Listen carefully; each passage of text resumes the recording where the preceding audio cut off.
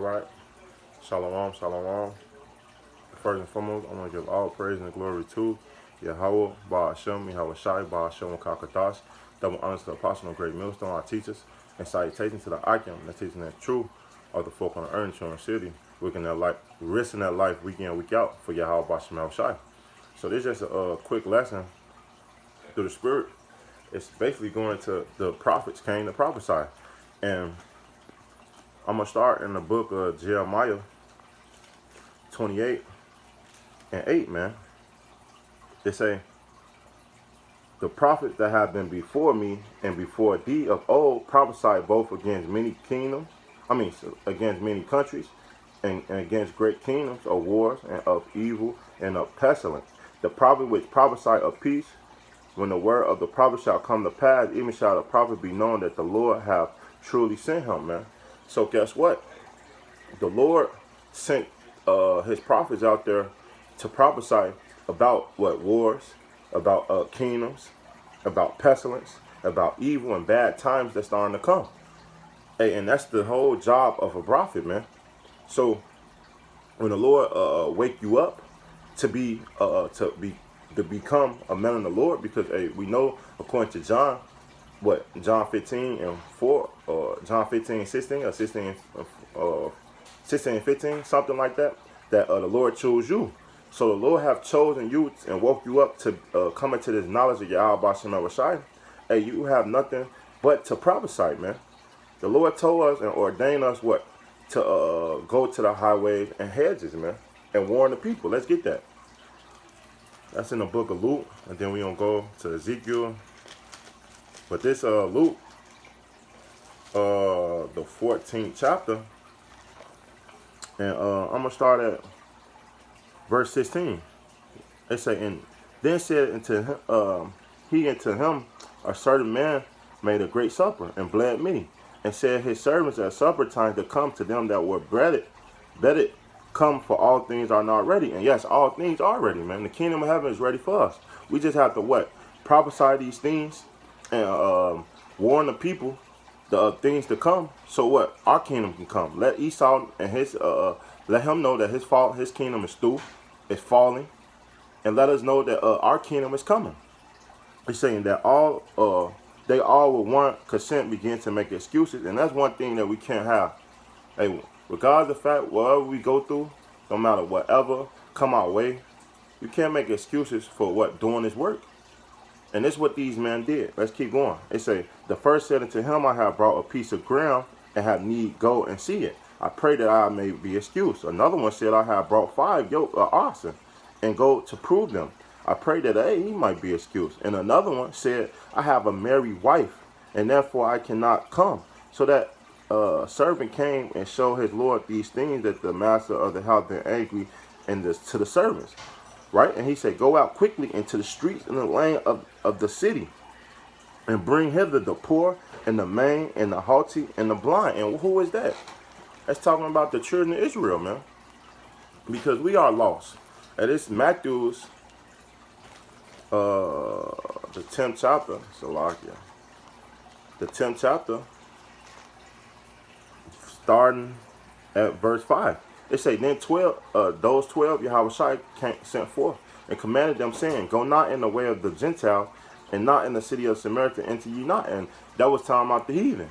We're not supposed to go to them. We're supposed to go to our tribe, right?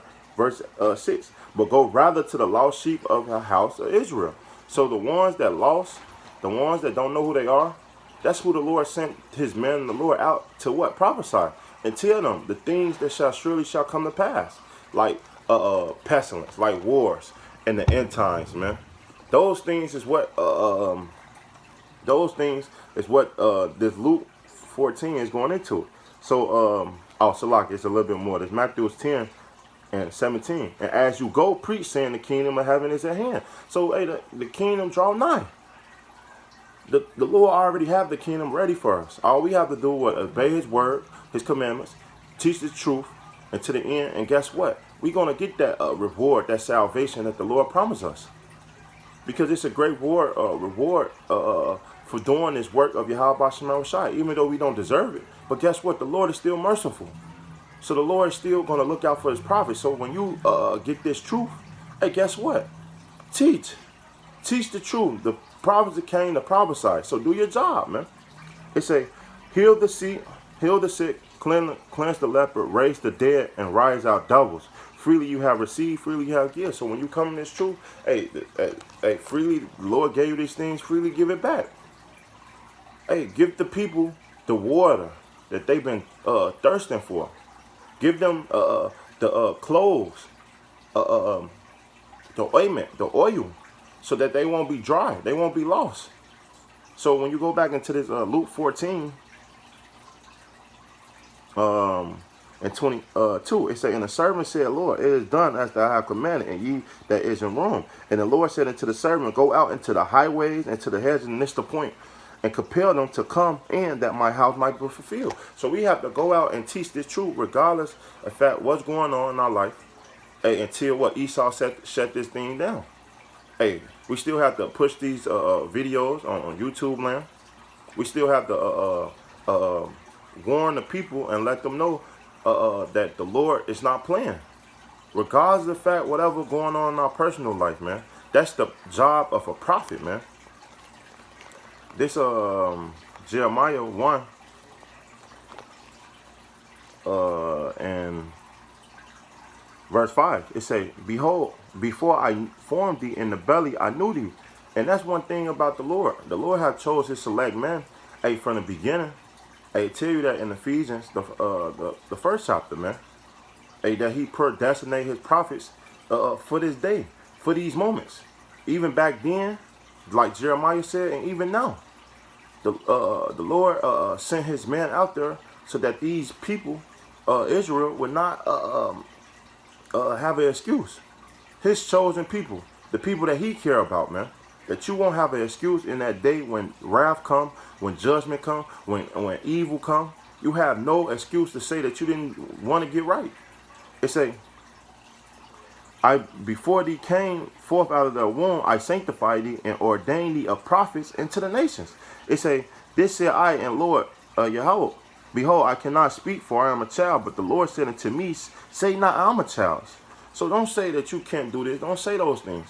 Hey, but the Lord said what? It say, for thou shalt go to all that I shall send thee, and whatsoever I commanded thee, thou shalt speak. So whatever the Lord commanded us, remember, these not of our words.